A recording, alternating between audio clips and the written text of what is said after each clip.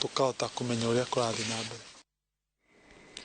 Kugena ko atongoria matũra-inĩ kuma kaunti ya Embu nĩ matetete makiuga mũthutũkanio hamwe na mawitikio ma ũndũire nĩ mamwe ma marĩa maracokia na thutha atumia na arĩa mahinyĩrĩrĩkĩte kũimwo mĩeke.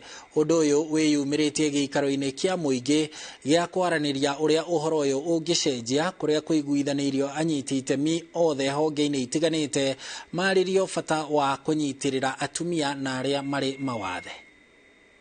Leo tulikuwa tunaongelea mada ya usawa na ukosaji wa usawa katika jamii, na tumekuwa na wakati mzuri sana haswa tukichambua kwa nini wanawake katika uongozi wako na changamoto nyingi.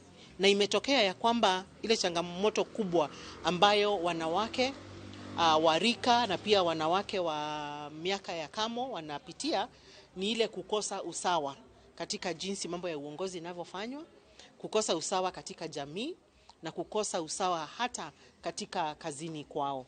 Aragia na andu kuma mashinani rekari ya guku Embu tukirorereria maundu maria mangituvotithia kuva atumia mieke thiini wa utongoria thiini wa bururi wetu wa Kenya, wana nginyagia guku Embu utongoria makanithari misiiri wana the society.